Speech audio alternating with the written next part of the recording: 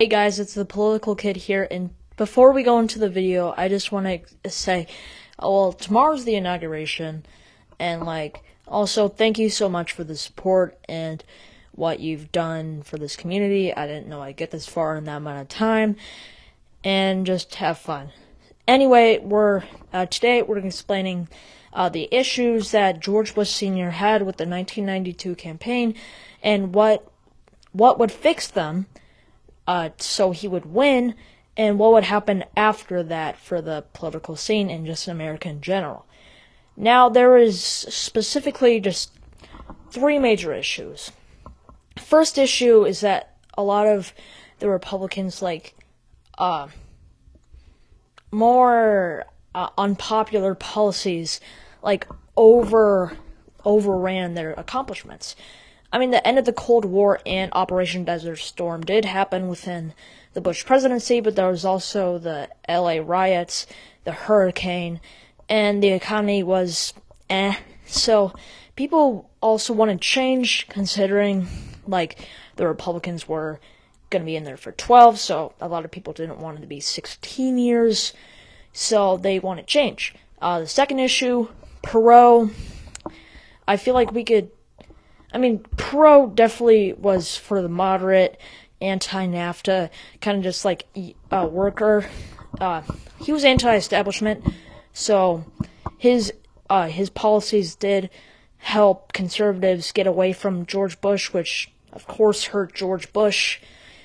So that hurt him, and also gave a lot of also gave Clinton the election, but also stealing some voters from Clinton as well. It was just he just stole a lot of voters away from the two candidates. And the last issue is the Republicans' debate performance with Dan Quayle and George Bush Sr., since we need them to be more more reasonable, try to get to the average person and seem more presidential, so that Quayle seems more experienced, and that George Bush Sr. is more likable and not just a golf club Republican. So, for us to fix the issues for the 1992 campaign, we can't fix a lot of things like the LA riot and the Hurricane Andrew, since there was gonna hurt George H.W. Bush, since the LA riots were because of a shooting of Rodney King during the George Bush presidency, which would obviously hurt him, since that would be seen as police brutality.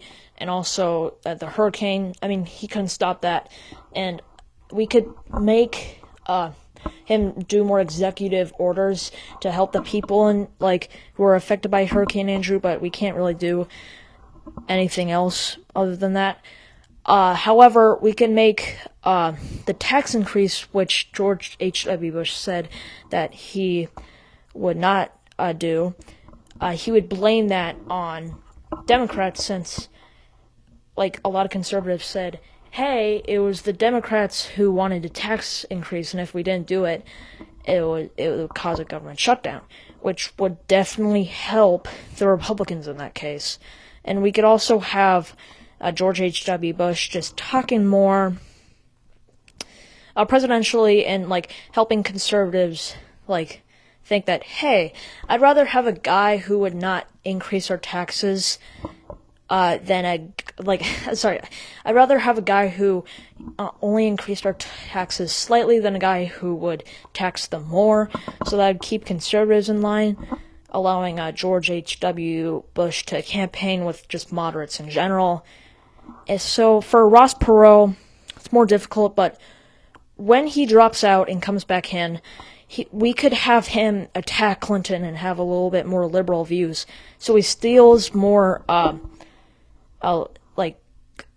voters away from Clinton, while also making sure that moderates go towards George H.W. Bush, which would hurt and help Perot and just hurt Clinton, but also help George H.W. Bush. So that would definitely help George H.W. Bush.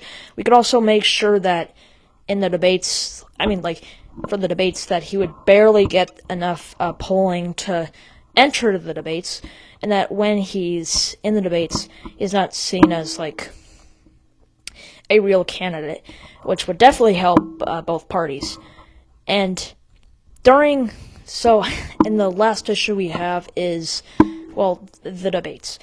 Dan Quayle needs to seem more presidential, since a lot of issues that they have with Dan Quayle is he was too conservative, he was too inexperienced, and he wasn't a great person for vice presidency. And we could have him change that by seeming more presidential, not having personal attacks affect him, and just talking more about the issues of average Americans.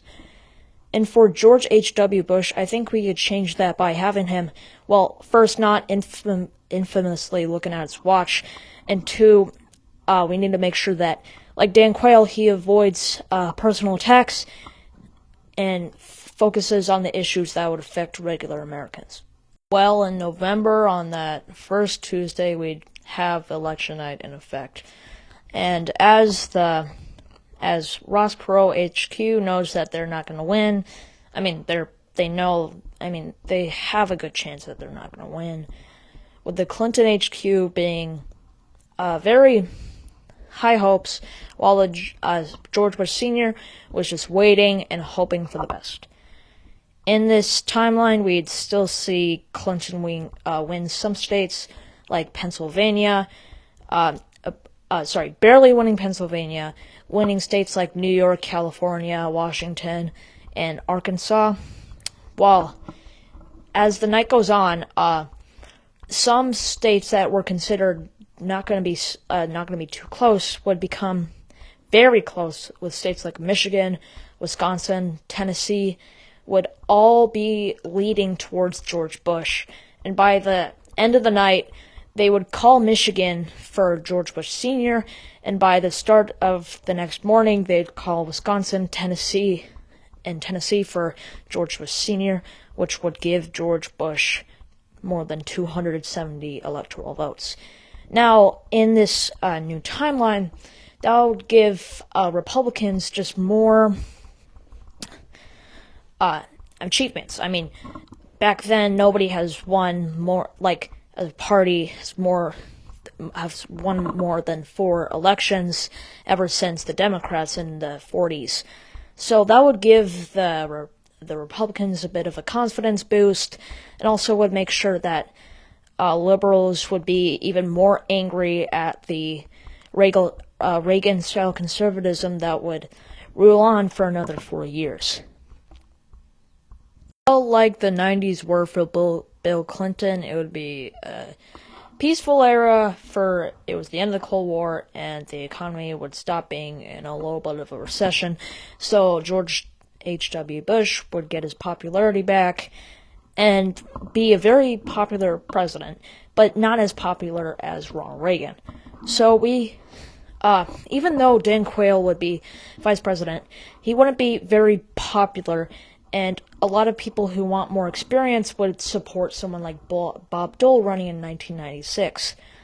So I could see kind of a grassroots movement for Bob Dole, and he would probably win the Iowa caucus, with Dan Quayle maybe winning the New Hampshire primary, and by then it would be very close, but I think Bob Dole would win the primaries and barely win the election of 1996 against a candidate who would try to rile up a lot of liberals in a time of just like socially liberal era.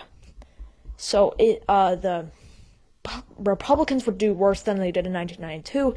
However, they'd probably get around 280 electoral votes, which would definitely help them. And this was the first time ever since 1948 that a party won 5 times in a row, and would even energize more conservatives, making the country way more divided than it originally was in the 90s. In 2000, I could see someone like John McCain or George W. Bush running. I wouldn't think Bob Dole would run for re-election now, as he was too old and too experienced, and the Republicans wouldn't be really popular.